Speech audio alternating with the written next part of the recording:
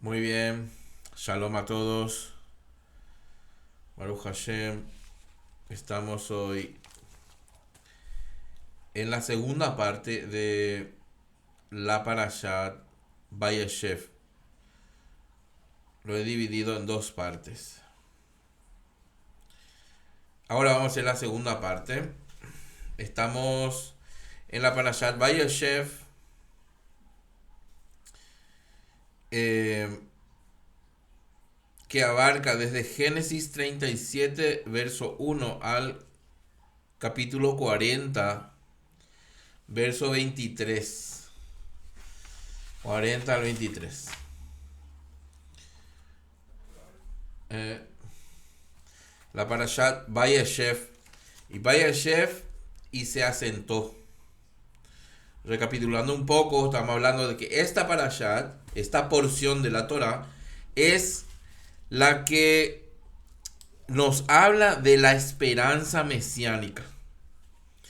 Donde Jacob Avinu, nuestro padre Jacob, nuestro padre en la fe, es quien se asienta en la tierra donde sus padres fueron peregrinos.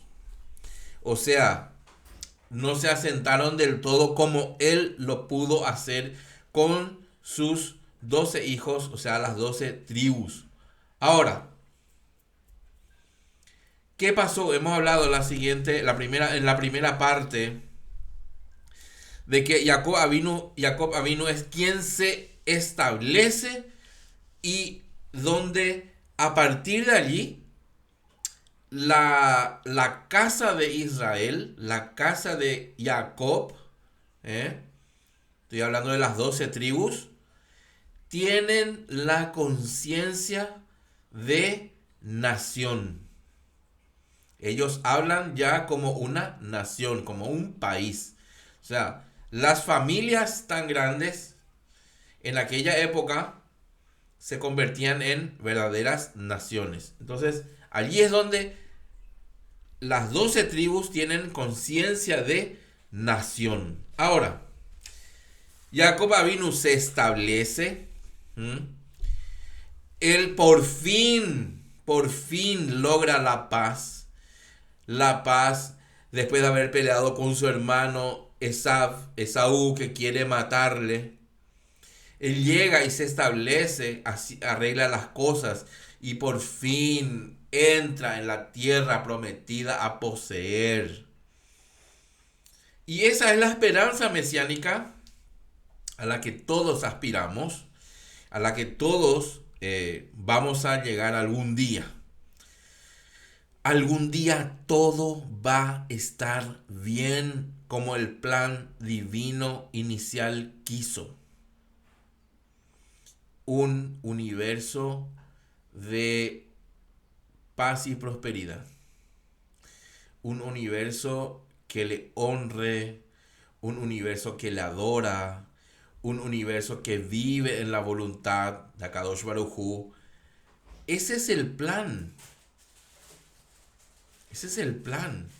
Y ahora es donde Jacob Avinu, después de su abuelo, el patriarca Abraham, y su padre, el patriarca Isaac, y ahora él se establece.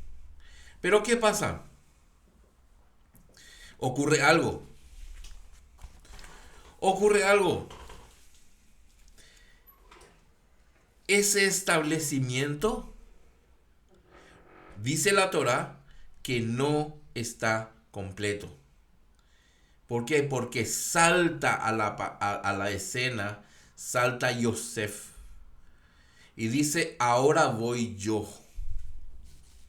Ahora voy yo. Yo soy el que voy a revolucionar. Yo soy el que voy a aparecer en escena. Yo soy el que voy a trabajar la Geulá completa. Yo soy el que ahora me toca a mí. ¿Eh? Y estamos hablando del concepto Mashiach ben Yosef. Y Mashiach, vamos a llegar a el otro eslabón que es Mashiach ben David. Cuando se habla de Ben Yosef y Ben David, se está hablando de hijo de José, hijo de David. Ok. Ahora, ¿por qué hijo de José? ¿Por qué hijo de David? Son dos roles, son dos aspectos, donde vemos el trabajo del Mesías en el universo, en la humanidad y en todo lo creado. Entonces, estamos hablando de dos aspectos y roles del Mesías, que son dos eslabones, le llama la sabiduría de Israel, dos eslabones de la Geula, la redención. Entonces, Yosef dice, si queremos llegar a ese lugar anhelado, que es la redención, que es la rectificación del mundo, me toca a mí. Entonces, surge la gran discordia, el disgusto entre Yosef y sus 10 hermanos. Entonces, ¿qué pasa? Toda discordia, todo problema entre hermanos, ¿qué trae?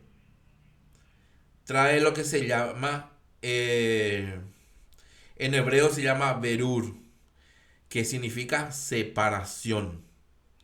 Entonces, esa es la famosa pelea de hermanos que podemos ver en la Torá. Una de las famosas, porque hay varias peleas entre hermanos.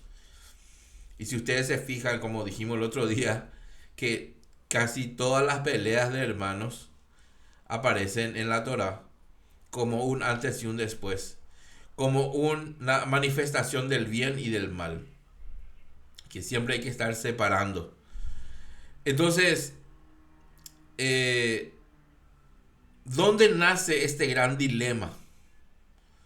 ¿Dónde nace este problema? ¿Dónde nace? ¿Por qué la separación? ¿Por qué? Vamos a entender ahora.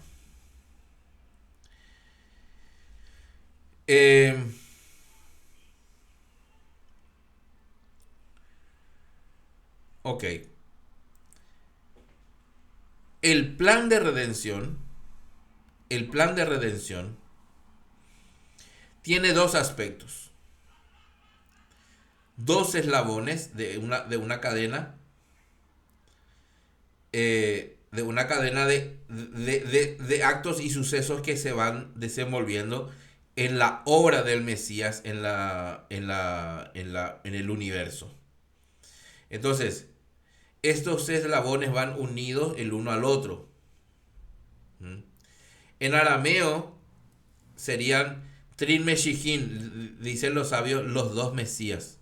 O sea, no es que haya dos Mesías, sino que está describiendo los aspectos de que va a abarcar el rol mesiánico. Ok.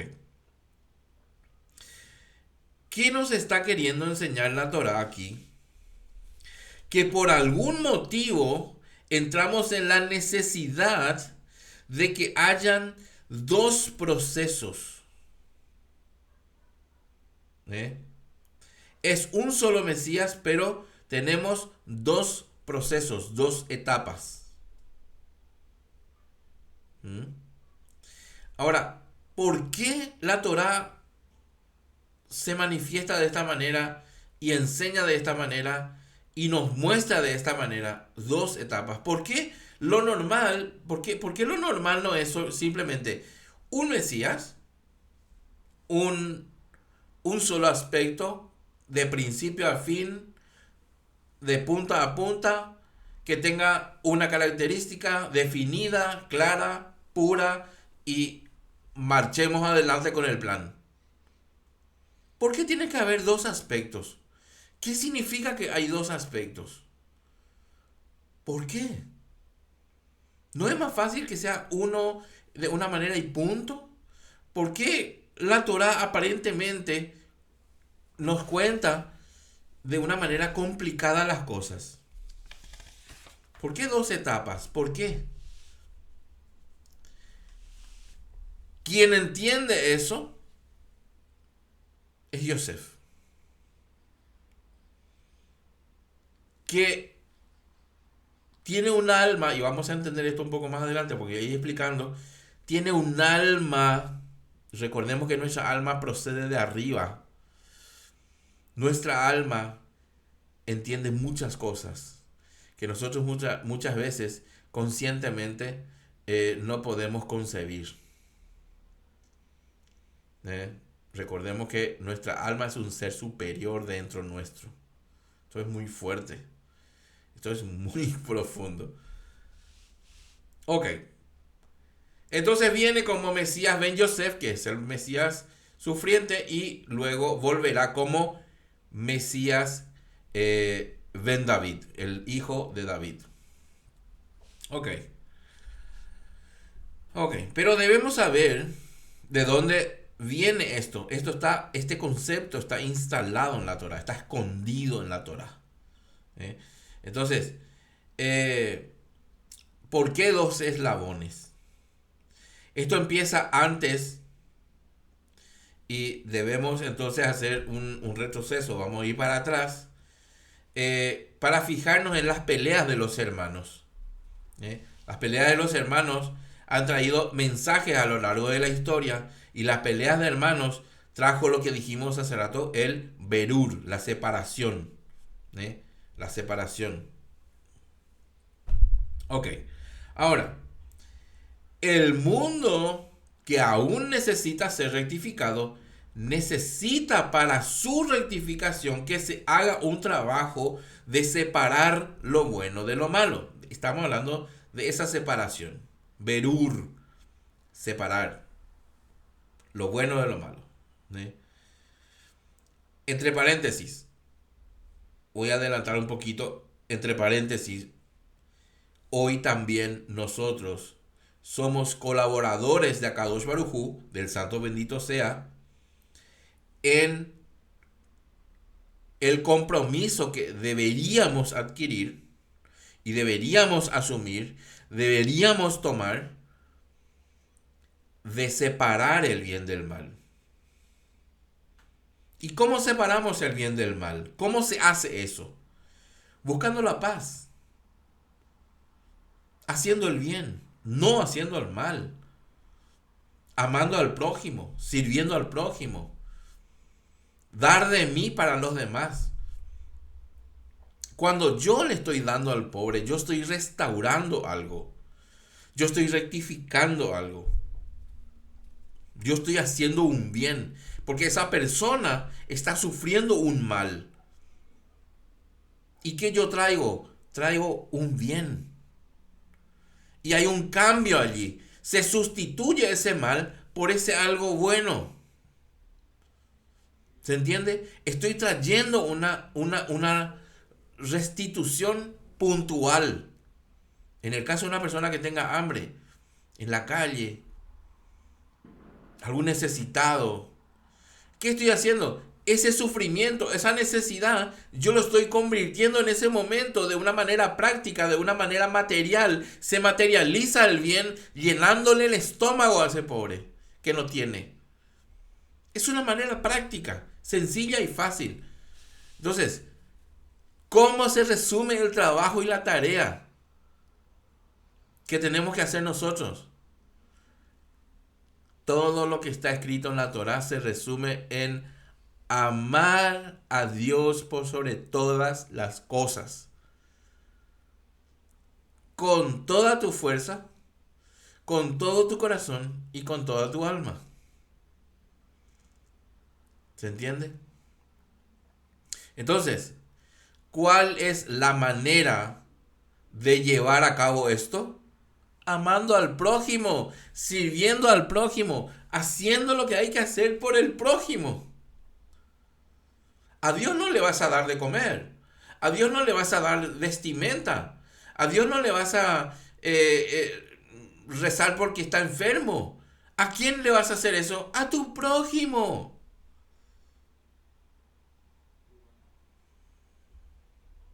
Servir a Dios es servir al prójimo. Esa es la Torah.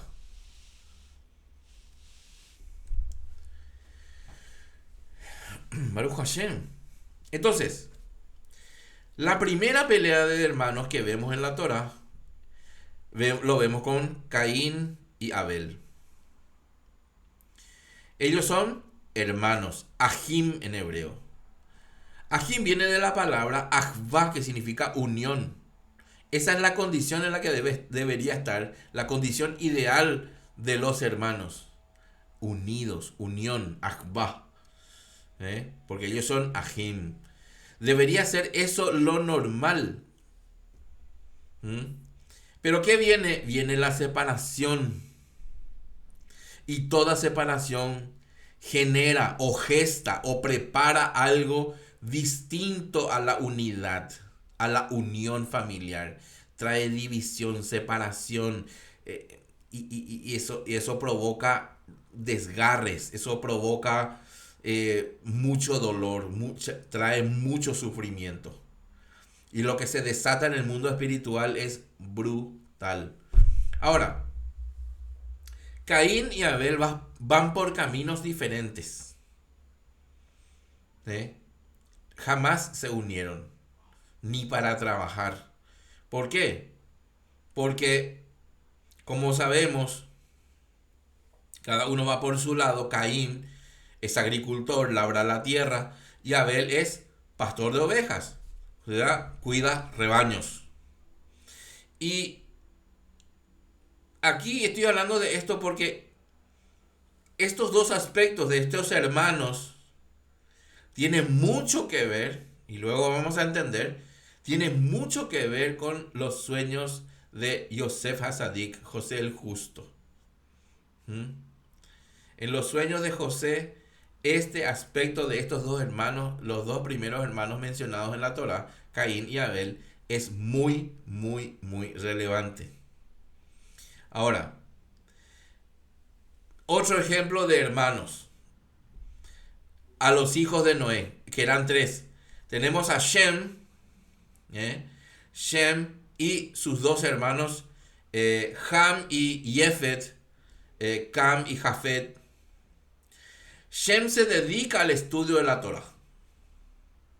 Él se dedica a cultivar su espiritualidad.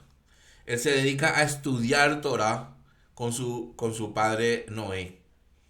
Y los demás, Ham y Jefet, se separan. Ellos se apartan. Ellos no estudian Torah. Ellos no se meten en Torah. Entonces, allí hay una separación. ¿Por qué? Porque Shem es el que va a traer su descendencia. Ojo, todo lo que hacemos, todo lo que decimos, todo lo que pensamos, tu descendencia es la que va a cosechar eso. Ya sea bien o mal, lo hagas como lo hagas, tu descendencia va a continuar con lo que hiciste, dijiste y pensaste. Tal como viviste, tu descendencia va a continuar. ¿Qué pasó? Shem es el padre de los semitas. De ahí, esa línea de Shem vienen los semitas. Y de la línea de Ham y Jefet vienen los demás. Viene el paganismo. Ellos se apartaron de Dios. Ok, ahora, otro ejemplo de hermanos. Se habla de Abraham que se separa de Lot. Aunque eran tío y sobrino, dentro de la cultura hebrea y dentro de la cultura de la Torah, toda familia, las naciones eran familias. Eran muy grandes porque eran muchos. Entonces, y siempre tenía una raíz, ¿verdad? Papá y mamá. En este caso, la raíz de Abraham es Teraj. Y Teraj tuvo a Abraham, obviamente, como hijo, y a Haram, que es su hijo mayor, del cual nace Lot y Sarai. Abraham se casa con Sarai y lleva a Lot, su sobrino, y ambos, según la cultura hebrea, según la cultura de la Torah, ellos son considerados hermanos. Por eso es que Abraham, cuando dice que llega a Egipto, Sarai es mi hermana, él en realidad no miente. Porque en la cultura hebrea, en la cultura de la Torah, ellos son, literalmente son hermanos. Esa es la manera de llamarse. Entonces, él literalmente no miente que ella es su hermana. Hay una mentira camuflada allí en que ella no cuenta que ella es su esposa. Eso es otro tema. ¿Eh? Ok.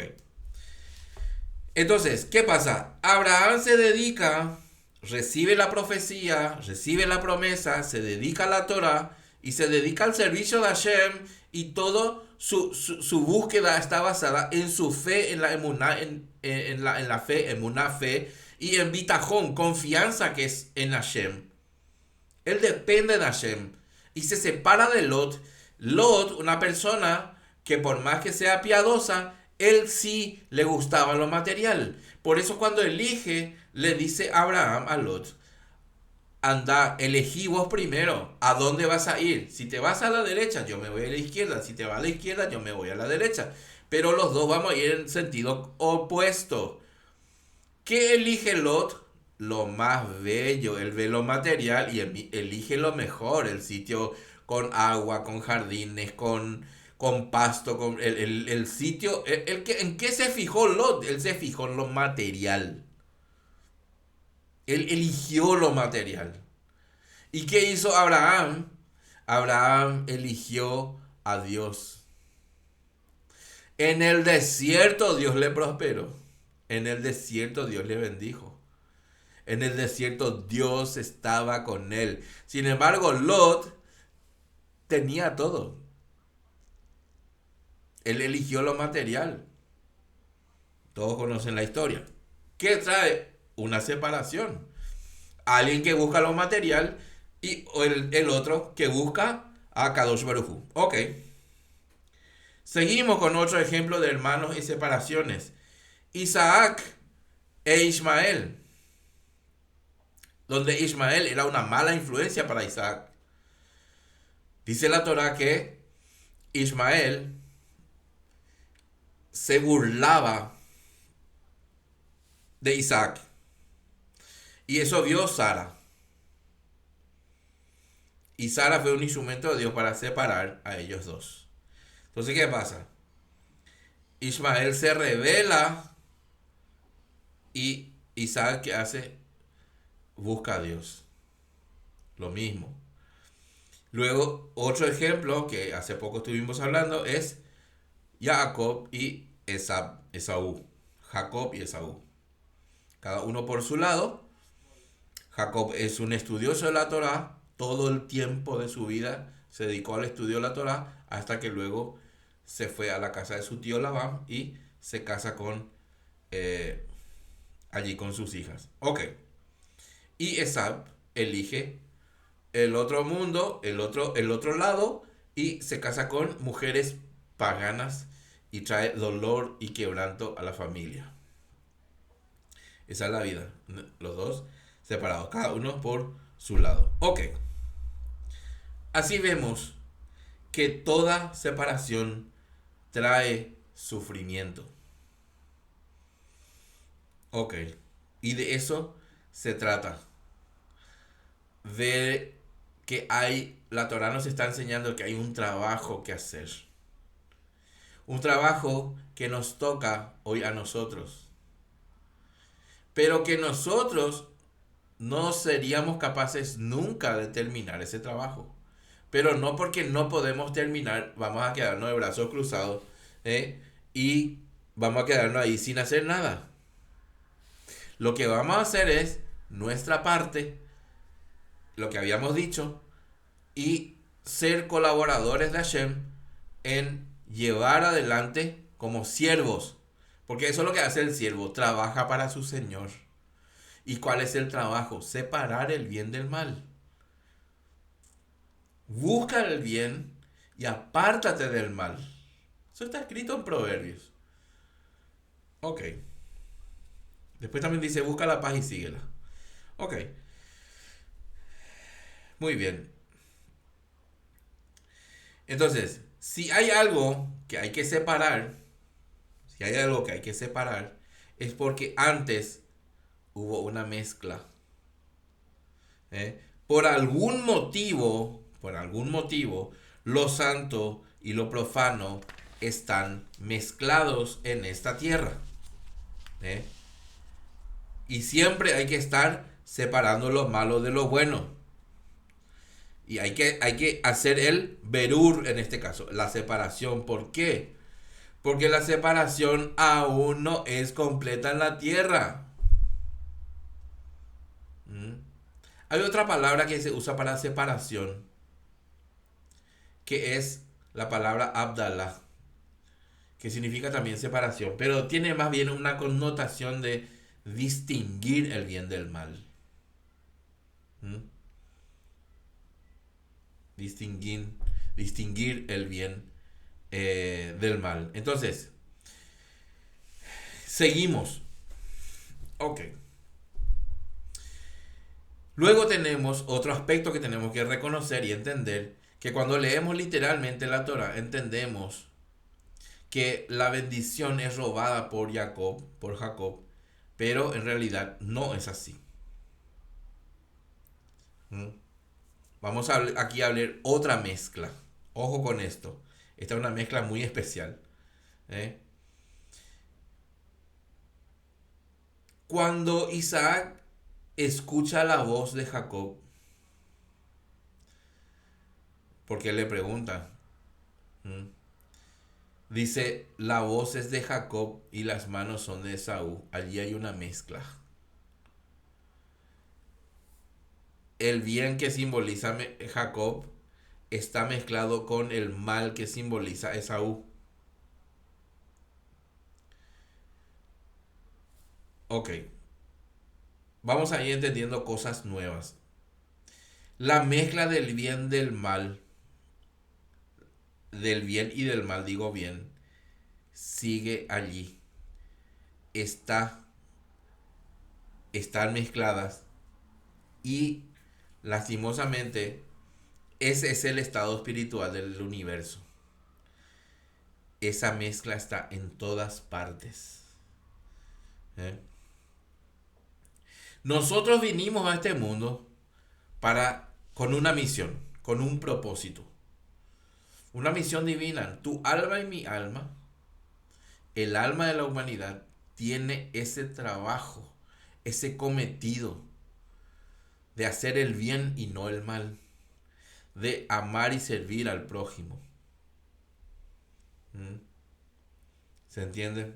¿Por qué?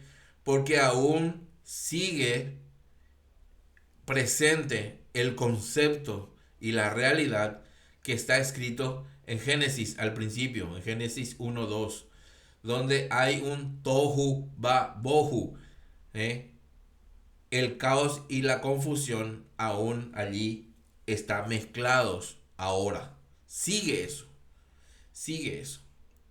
Cuando Isaac se vio convencido para dar la bendición, cuando notó la mezcla,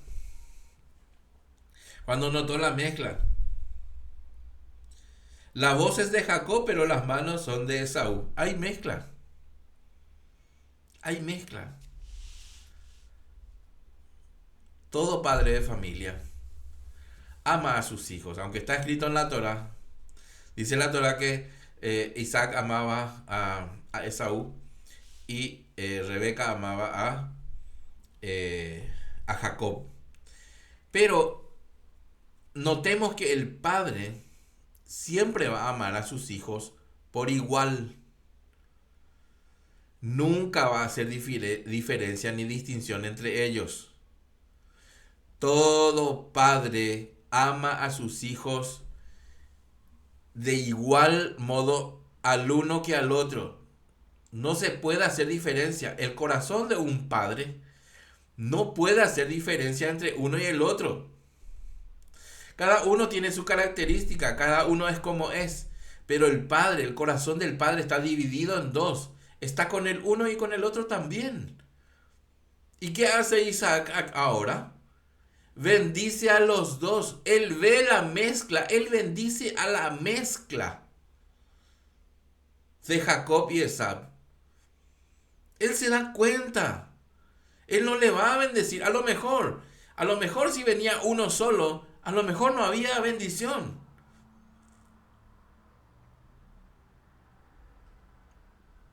A lo mejor no había bendición si venía uno solo. Está escrito que la bendición está sobre buenos y malos. Tiene sentido que Dios hace salir el sol y envía la lluvia para el bien, para el bueno y para el malo. La bendición de Dios es universal. Por eso podemos ver gente malvada en la tierra que es millonaria, que tiene muchos bienes, que son billonarios y hacen el mal. La bendición de Dios está sobre la mezcla. ¿Se entiende? Pero hay un trabajo divino que toda alma debe hacer. El tema es que algunos entienden y otros no. Entonces, ¿dónde está la raíz de esta mezcla? Viene desde el principio.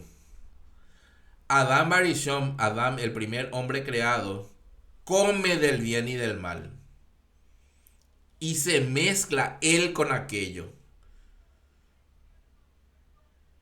Y de alguna manera se introduce eso en su descendencia. O sea, en toda la humanidad. Ahora, ¿quiénes son los primeros en experimentar esa mezcla? Sus primeros hijos mencionados en la Torá, Caín y Abel. Ellos comen de esa mezcla. Ellos son afectados. Por eso venimos hablando de que los padres somos responsables de nuestra descendencia. No te quejes después. Si estás a tiempo, trabaja en tus hijos, trabaja en tu descendencia. Dedicarle tiempo, orar por ellos, bendecirles, enseñarles Torah, enseñarles el camino de Dios, enseñarles la prudencia, la honestidad, el perdón, el amor, la paciencia. Enseñarles, habla bien, no hables mal. Levantarte temprano a rezar, ponerle a Dios en primer lugar. No te digo que vas a ser perfecta ni perfecto, pero que ellos vean que vos te esforzás por estudiar, por trabajar en tu espiritualidad, que ellos vean que vos tenés que arrastrarles a ellos detrás tuyo. Ellos tienen que ser testigos de que vos te levantás temprano a rezar. Ellos tienen que ser testigos, ellos te tienen que ver estudiando Torah. Ellos tienen que ser testigos, aburrirles con la Torah, molestarles con la Torah, pero no dejes de hacer tu trabajo, porque ese es como papá y mamá, tu trabajo, orientar a tus hijos. Hay que prevenir, hay que evitar, porque cuando llegan los problemas, ya está instalado el bien y el mal mezclado y hace mucho daño. ¿Se va a sanar? Sí, se va a sanar, pero cuesta muchísimo más. El sufrimiento es mucho más que si evitamos el problema. No digo que vamos a ser perfectos padres ni perfectos hijos, pero por lo menos hay que hacer el trabajo para que eso brote y esa buena semilla caiga en buena tierra. Y la buena tierra se trabaja. La buena tierra no puede haber buena tierra si no se trabaja en la tierra. Hay que nutrir la tierra, hay que mojar la tierra, hay que trabajar la tierra, hay que cuidar la tierra. Nosotros somos los labradores, en nuestra tierra son nuestros hijos. Y la semilla es la sabiduría de la Torah que viene de Dios.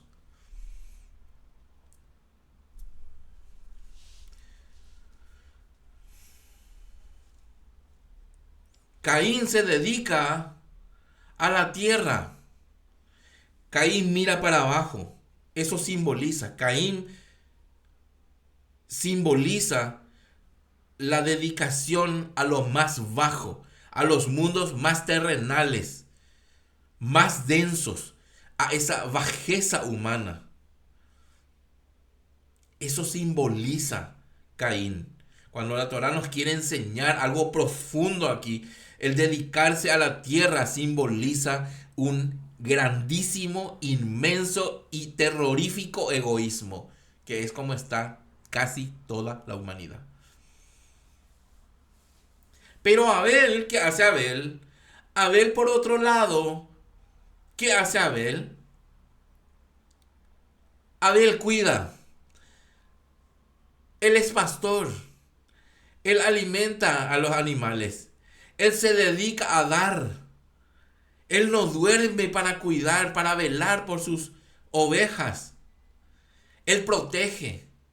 Él le lleva a pastos buenos, les da agua, cuando están enfermas les cura. Él vive para otro. Tiene un sentido espiritual superior. ¿Se dan cuenta? Abel era un hombre de Dios. Un hombre acostumbrado a ofrendar a Dios. Abel es el que todos los días trae ofrendas a Dios.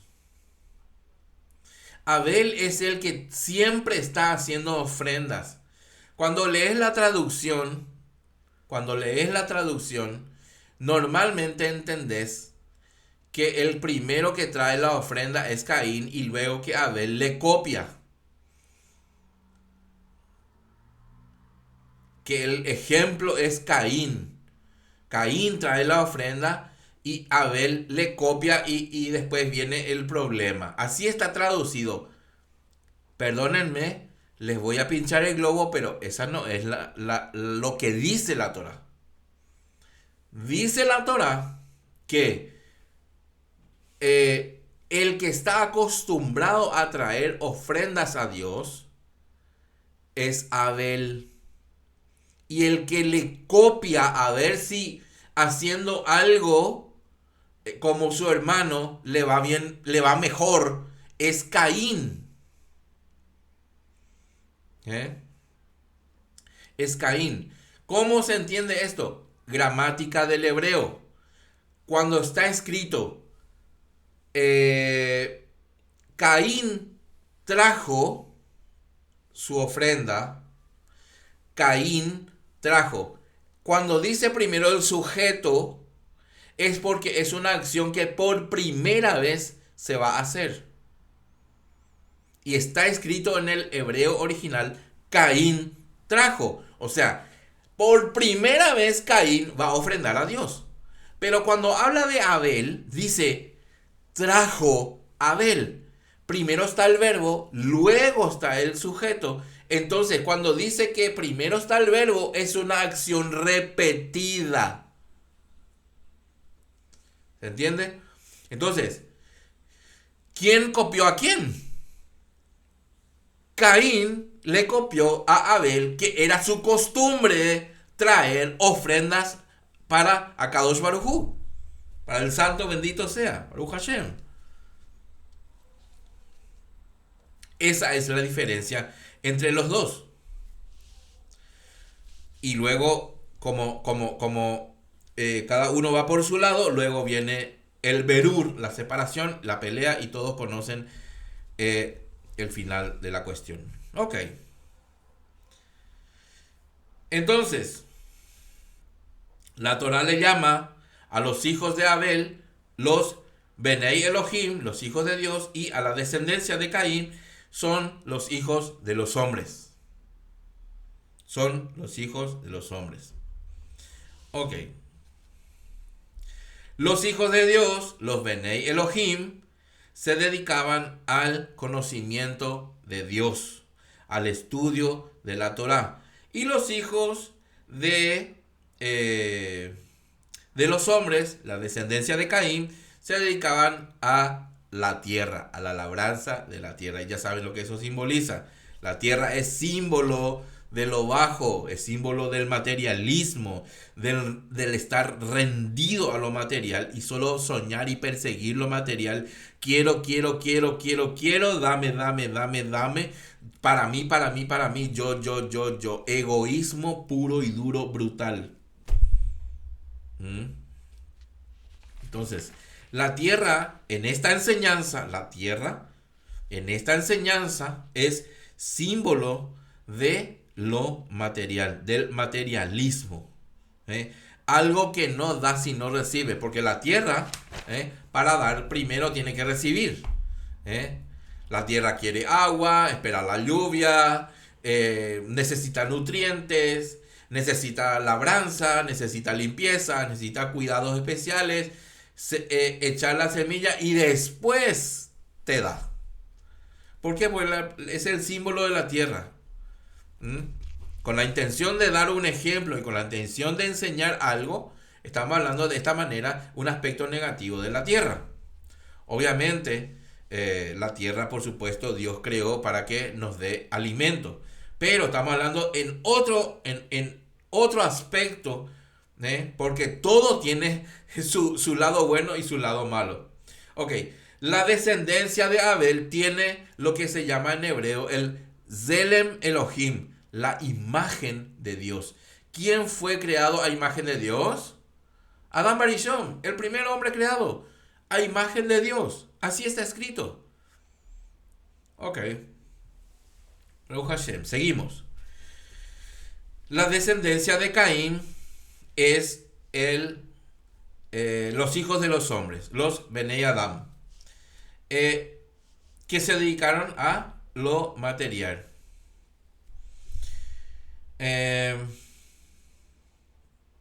Ahora, ¿dónde nace la separación o la necesidad de separar?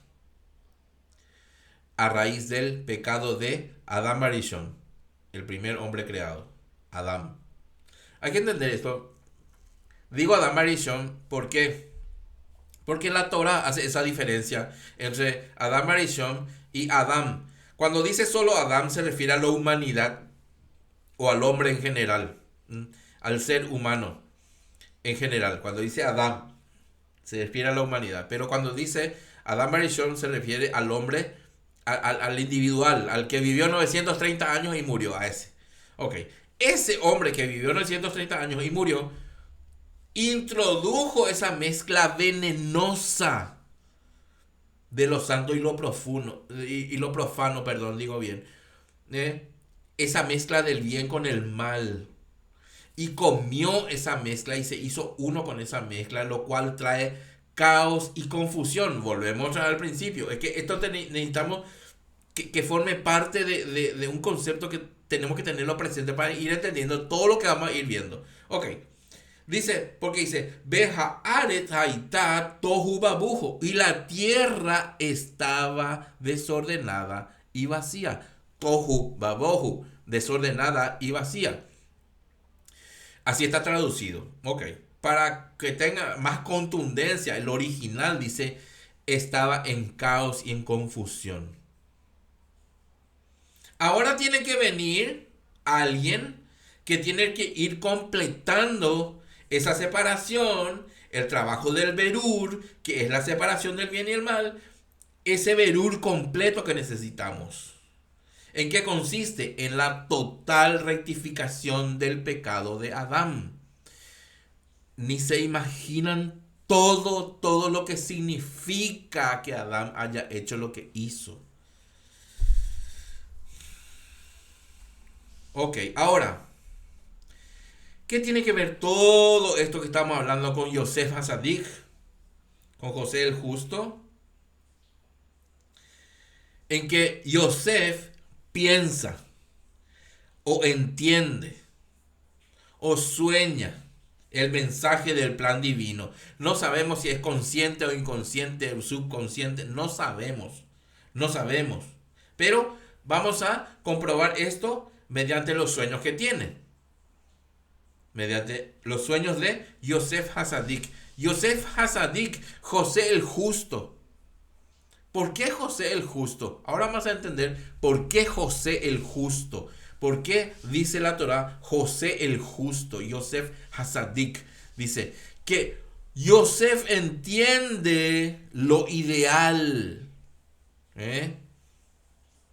Ya dijimos, no sabemos si es consciente o inconsciente, no sabemos, pero La Torá nos revela que la vida de José encierra un concepto. Se transforma todo lo que él hizo, vivió y existió. Su existencia, la existencia de Yosef Hasadik, se convierte en un concepto divino. Se convierte en un concepto donde vamos a entender todo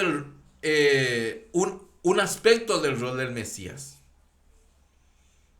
Entonces, Yosef entiende que lo ideal es descender hasta los mundos más bajos de las clipot, de las costras, de las cáscaras de oscuridad. Clipot en hebreo es cáscara. Cáscara, una cáscara que tapa los ojos. Es como una escama, como capas de escamas, que tapa los ojos. Y esto que trae una oscuridad, una ceguera espiritual en la humanidad. ¿Por qué? Porque tiene ciegos a los seres humanos. ¿Y qué tiene eso? Le deja en la oscuridad total espiritual. Eso es lo que provoca esta costra, esta cáscara, que en hebreo es clipá. Y en plural es clipot, las cáscaras. Entonces, esa es la manera en que está la humanidad. ¿Por qué?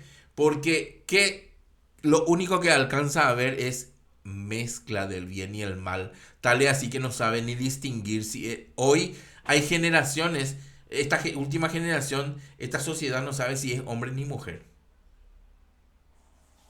En esta sociedad está sucediendo esto. Hay personas que no saben si son hombres o si son mujer. No, el colmo de los colmos estamos entrando. Y ese es el comienzo. Principio de dolores. Entonces, ¿qué piensa Yosef? Yosef dice, allí en el fondo hay que entrar para rescatar las chispas de divinidad que están escondidas allí. ¿Qué son chispas de divinidad? Ya habíamos estudiado. Las almas. Las almas. Por eso dice vosotros sois la luz. O que tenemos que ser luz. ¿Por qué? Porque nuestras almas es una chispa de la divinidad. Nosotros llevamos una partecilla de Dios dentro nuestro. ¿Se entiende? ¿Qué es una chispa? Algo separado de su fuente. Un fuego, es un fuego pequeñito, pero separado de la fuente. Esa es una chispa.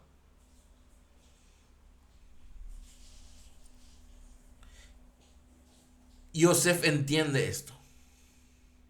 Su alma entiende. O sea, él dice, hay que dar vida a estos muertos vivientes. Ojo. Cuando se habla, ojo con esto, cuando se habla de Adán que come el fruto prohibido, entiendan este concepto. ¿Qué le dijo a Kadosh Baruj Hu a Adán? De cierto, te digo. No dijo de cierto. Pero si comes de este árbol vas a morir. Vas a morir. ¿Y qué pasó?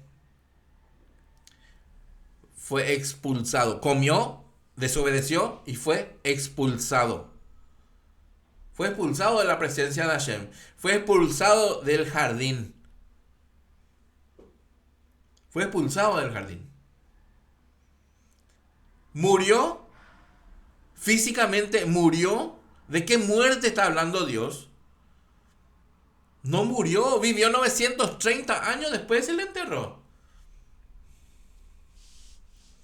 Entonces, ¿de qué muerte está hablando?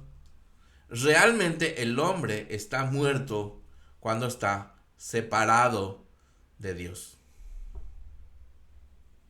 El hombre está muerto separado de Dios. Ok. Entonces, Dice Pablo que estamos separados de nuestros delitos y pecados cuando estamos separados de Hashem. Pero ojo con esto, porque el alma de Yosef encierra un concepto muy profundo, el cual nos lleva a visualizar a un aspecto del Mesías. Porque Yosef Hasadik, Yosef el justo, Yosef Hasadik, es el fundamento, es el yesod, el fundamento. ¿De qué? De la restauración, del concepto de restauración, del mundo entero. ¿Por qué? ¿Por qué Yosef Hasadik? ¿Por qué José el justo? Porque José el justo no tiene miedo. No tiene miedo en bajar a los mundos más bajos para rescatar las chispas de divinidad allí abajo. Él es capaz de bajar para recuperar lo que se había perdido. Porque Él es fuerte. Él está preparado. Él puede aguantar los acosos diarios de la mujer de Potifar, que día tras día le quería destruir, engañar, engatusar, conquistar, seducir, hacer caer. En pocas palabras, Yosef habla siempre y menciona a Dios. Él le tiene presente a Dios. Y esto a mí me lleva y me transporta al rol del Mesías, que dijo en el Evangelio de Juan capítulo 10. Y a partir del 14 dice: yo soy el buen pastor y conozco mis ovejas y las mías me conocen. Así como el Padre que me conoce y yo lo conozco al Padre y pongo mi vida por las ovejas, también tengo otras ovejas que no son de este redil. ¿De quiénes está hablando? Del occidente. Está hablando de Edom. Está hablando del mundo occidental. Está hablando de otras ovejas. Está hablando de otras que no son el pueblo judío. Porque dice, así como el Padre me conoce, yo lo conozco al Padre y pongo mi vida por las ovejas. También tengo otras ovejas que no son de este redil, aquellas también debo traer y oirán mi voz y habrá un rebaño y un pastor. Acuérdense, de ambos pueblos hizo uno. Edom, Esaú y Jacob, Israel, se van a unir. Hay final feliz. Hay final feliz de ambos pueblos. Hizo uno y habrá un solo rebaño y un solo pastor. Dice: por eso me ama el Padre, porque yo pongo mi vida para volverla a tomar. Ese poder tiene Él, Yeshua Mashiach. Nadie me la quita, sino que yo de mí mismo la pongo. Tengo poder para tomarla y tengo poder para tengo poder para ponerla y tengo poder para volverla a tomar. Ese mandamiento recibí de mi Padre. Brutal.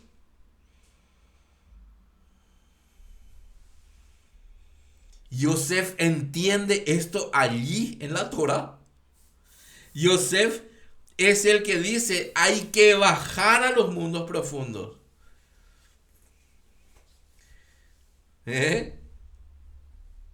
Yo pongo mi vida.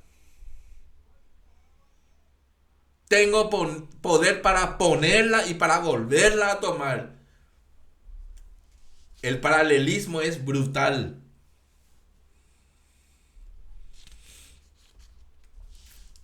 Yosef tiene entre ceja y ceja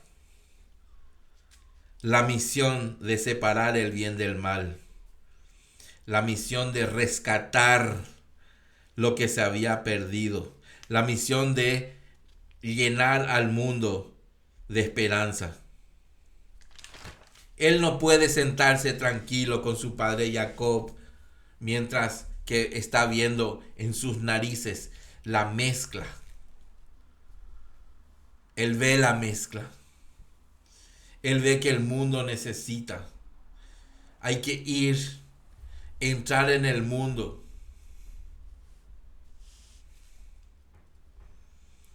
Yosef quiere ir a rectificar el pecado de Adán Barishon. De una manera peculiar. Ojo con esto. Vamos a entrar en algo muy interesante. Él quiere descender allí y rescatar al mundo. Ahora vamos a ver los sueños de Yosef. Vamos a entender algo aquí. En Génesis 37:2 dice: con los hijos de las siervas a los lugares más bajos para ayudar a rectificar.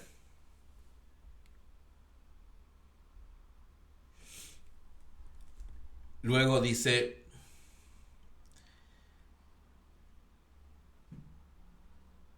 el versículo 3, la túnica de pasim, o sea, de rayas, de colores, es símbolo de Malhut, o sea que de reinado. Jacob le estaba nombrando rey a su hijo.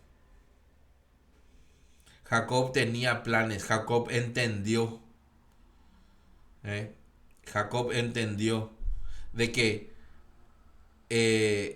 Yosef tenía que descender a lugares bajos. Él tenía que descender para ayudar a rectificar. ¿Qué hacía? En el versículo 2 de 37 dice que Yosef estaba con los hijos de las siervas. Los hijos de las siervas, ¿quiénes son las siervas? Silpa y Bilá. Símbolo de la parte baja, el aspecto caído de Israel, de sus hermanos. ¿Y qué hacía? Él veía la mala conducta y él apacentaba las ovejas con los hijos de la sierva, dice. Así está escrito en la Torah, en el versículo 2 del capítulo 37 de Génesis. Entonces él desciende a esos sitios espirituales para ayudar a rectificar. Porque ¿qué hacía él? Él notificaba a su padre de la conducta, de la mala conducta de sus hermanos. Y luego el versículo 7, siempre en el capítulo 37, él menciona aquí el sueño de las gavillas que se inclinaban ante su gavilla. A que sus hermanos respondieron. ¿Se acuerdan del sueño, no? Como todos conocemos la historia, como que voy pasando muy de largo muchas cosas, pero voy a recordar. Él sueña y tiene un sueño. Tiene un sueño en donde pasa algo aquí. ¿Cuál es la actividad que le representa al pueblo de Israel? Es el ser pastores. Ellos son pastores, ellos son ganaderos. Ellos no viven de la agricultura. Su actividad laboral no es la agricultura. Recuerden este concepto. Recuerden lo que estamos hablando. Venimos desde Caín y Abel. Recuerden esto. ¿A qué se dedica el pueblo de Israel? A ser pastores. Ellos son ganaderos. Ellos se dedican a cuidar ovejas, a cuidar rebaños. Ellos tienen vacas, ellos tienen bueyes, ellos tienen ovejas, ellos tienen cabras, ellos cuidan animales. Esa es su vida. Ellos son pastores. Atiendan el paralelismo que estamos hablando. Si ustedes están atendiendo bien y hacen un paralelismo de todo lo que estamos diciendo, ustedes van a entender el mensaje profundo que estamos hablando aquí.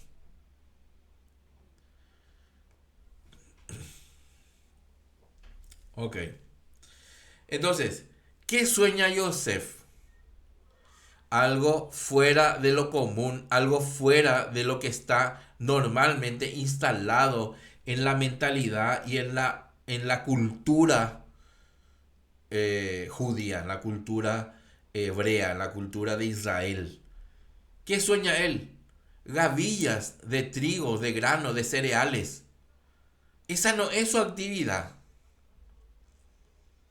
Esa no es su actividad. Ellos no se dedican a la agricultura. Bueno, dice la Torah que no es que ellos nunca lo hayan hecho. Sí que cultivaban, pero para consumo propio, para alimentar sus animales, así, lo justo, pero no era esa su actividad. Su actividad era la ganadería. Ellos eran pastores. A lo que sus hermanos respondieron: ¿reinarás tú sobre nosotros? Porque él sueña las gavillas de que estaban atando y que sus hermanos, que la gavilla suya, la gavilla de Yosef, estaba haciendo un sitio alto y que la gavilla de sus hermanos se inclinaba ante su gavilla. Entonces ellos se alteraban, se ponían nerviosos. Le llamaban el soñador. Le llamaban el soñador. Entonces, ellos entendieron lo que él estaba diciendo. ¿Reinarás tú sobre nosotros? ¿Eh? Entendieron perfectamente el mensaje. Claro que entendieron. ¿Mm? Entonces le odiaban mucho más. ¿Eh? Ok. Le odiaban. Sus hermanos le odiaban. ¿Sí? A lo suyo vino y los suyos no le recibieron. Vayan viendo el paralelismo. Vayan pensando lo que yo estoy diciendo. Comparen, vean, analicen. Entonces, vamos a analizar un poquito el sueño. Aquí vemos el concepto de gavillas. El concepto de gavillas es de que ellos son un pueblo agricultor y ellos no son un pueblo agricultor. El trabajo de la tierra, ¿a quién le pertenece el trabajo de la tierra? Vayan hilando. A la descendencia de Caín, a los pecadores. ¿Se entiende por qué ellos no querían compararse con los demás? Ellos, por más que sean como sean, ellos sabían que eran el pueblo elegido. Ellos tenían algo, ellos entendían muchas cosas. Que vivían vidas particulares distorsionadas. Bueno, eso es asunto, otro tema. Pero ellos entendían, ellos no se, por eso ellos no se mezclaban con los demás. Entienden el paralelismo, vayan entendiendo lo que estoy queriendo enseñar. Ellos tenían claro, ¿cómo nos vas a comparar? Nosotros no somos paganos, nosotros no tenemos idolatría ni hacemos paganismo. Y vos venís aquí a soñar con esto diferente y querés encasillarnos en algo que no somos y encima nos decís que vas a dominar sobre nosotros. Todo esto, lo que está soñando Yosef, está fuera de la identidad de Israel. Ellos son pastores, no son labriegos, no son agricultores. Y justo sueña gavillas de trigo. ¿Mm? Eso es lo que sueña Yosef. Frutos de la tierra. ¿Eh? Por eso dice, me he visto a mí y a ustedes atando gavillas en medio del campo. Es decir, les estoy haciendo un cambio de identidad. Es decir, he visto a ustedes y a mí comportándonos como algo fuera de nuestra costumbre. ¿Eh? Ahora, como vemos, Israel no se dedicaba a la tierra del trabajo, al trabajo de la tierra. Pero según el sueño de Yosef, para quien conceptualmente, a lo que vamos, estamos hablando del mensaje profundo, para quien estaba cosechando Yosef y por ende sus hermanos. ¿Para quién? Para el mundo entero. Para el mundo entero. Ese es el plan de Yosef. Su alma entendió el plan. Yosef sabe que su trabajo es influenciar al mundo entero, llegar al mundo entero. Ahora, ¿cómo Yosef quiere influenciar al mundo entero? Comportándose como ellos. Comportándose como el mundo se comporta. De alguna manera, mezclándose, aprendiendo el idioma, aprendiendo las costumbres, acercarse a los de afuera. Salir del molde. Y transformándose. Acuérdense que Yosef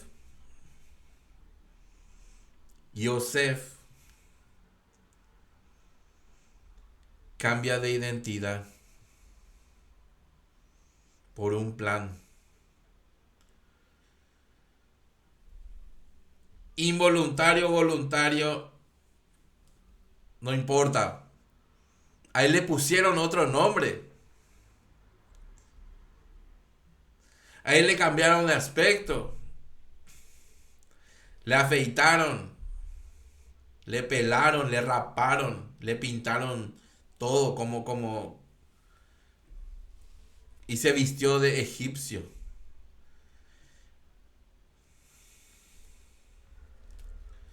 Y esto era ese concepto era inaceptable por sus hermanos.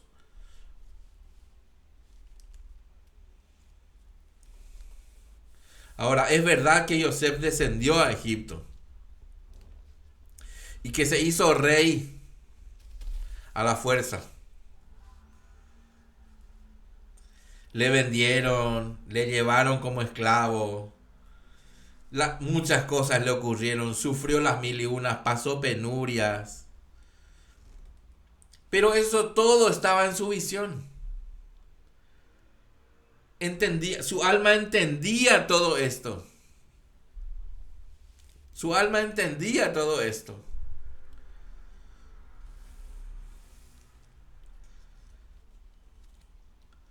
El trigo que tenía acumulado era para salvar al mundo del hambre. Por ende, para salvar al mundo de la muerte. Yo soy el pan de vida, dijo el Mesías. ¿Se dan cuenta el paralelismo? Vayan uniendo cabos. Esto es muy fuerte. Esto te tiene que emocionar.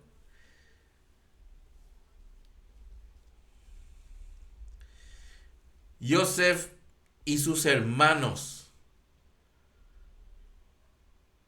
Todo Israel.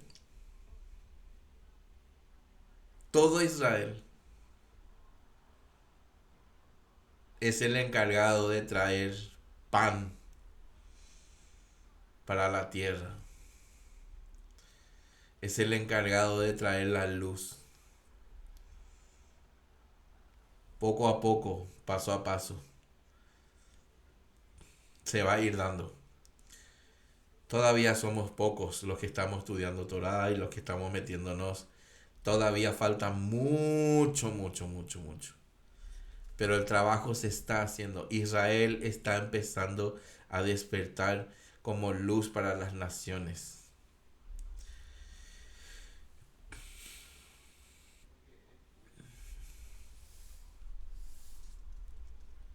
Le decían a Yosef,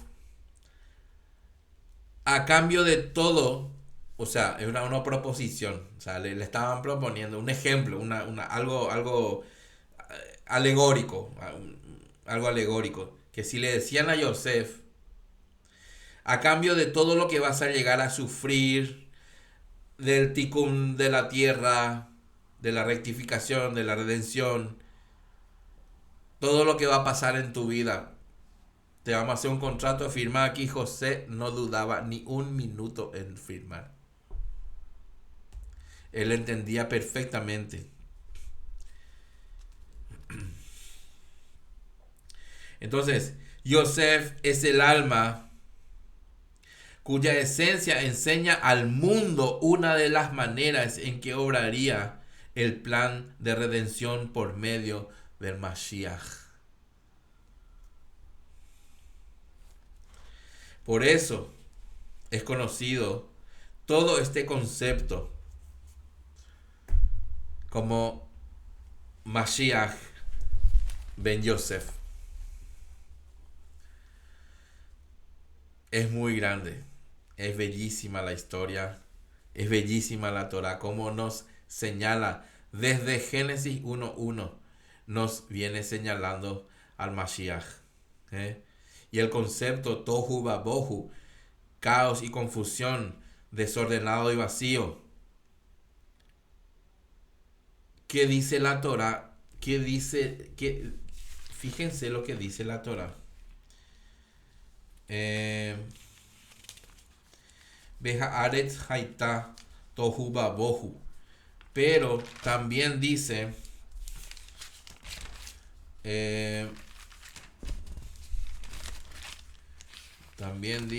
un segundito,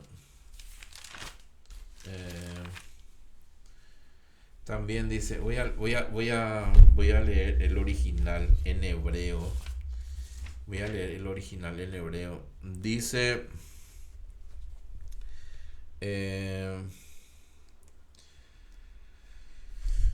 un segundo, Génesis 1.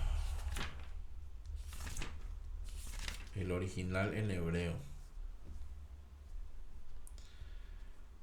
El 1 y el 2. Dice, Bereshit bara Elohim et hashamayim be'et haaretz, behaaretz haita tohu babohu. En el principio de cuando creó Dios los cielos y la tierra estaba desordenada y vacía. ¿Vale? Ok.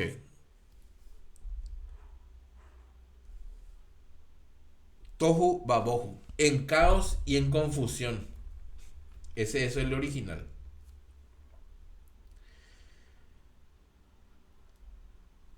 Y dice, y la oscuridad estaba sobre la faz del abismo, y un viento delante de Dios, o sea, en la Torah dice el viento de Dios, se cernía sobre la faz de las aguas. También abismo y agua son lo mismo. ¿Y qué es abismo aquí? Tohu babohu, caos y confusión. El abismo es también considerado, está hablando del caos y confusión. Y dice, el viento de Dios. ¿Sobre qué volaba? Vamos a parafrasear ya lo que está escrito. ¿Sobre qué volaba? Sobre el abismo, sobre el tohu babohu, sobre el caos y la confusión. Desde allí ya vemos el rol del Mesías. El Espíritu de Dios que habla Génesis 1 es el Espíritu del Mesías. Dice un viento, un ruach. Ruach, aparte de literalmente significa viento, traducido como espíritu. ¿El viento qué hace? Los vientos que conocemos, el nombre que tiene es según la dirección que sopla. Viento norte, viento sur, viento sureste, viento noreste, sureste, tiene nombres. ¿Por qué? Según a dónde se dirige. ¿Qué hace un viento? Dirige. Está por encima. ¿Qué hace? Lleva, dirige todo hacia una dirección. ¿Qué hace el Ruach, el viento de Dios? El espíritu del Mashiach está por encima del caos y la confusión del universo, que va dirigido por él hacia un camino de rectificación. Él está por encima, él está por encima. Por encima. ¿Qué significa cuando está por encima y sopla y le da dirección? Él es el que manda. Él tiene el control absoluto de todo. Todo está sujeto bajo sus pies. Eso fue lo que Dios hizo. Lo sujetó y lo puso todo bajo sus pies. ¿Qué hizo Faraón con Yosef? Todo lo puso bajo sus pies. ¿Se dan cuenta? ¿Se dan cuenta? Le dio un nombre que es sobre todo nombre. Lean la historia. Le dio poder y autoridad sobre todo. Lo que vos decís como yo haya dicho. Así le decía Faraón. Lo que vos ordenás es como que yo haya ordenado.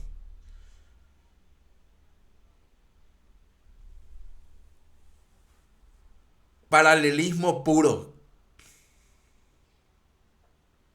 Entiendan el concepto profundo de lo que estamos hablando.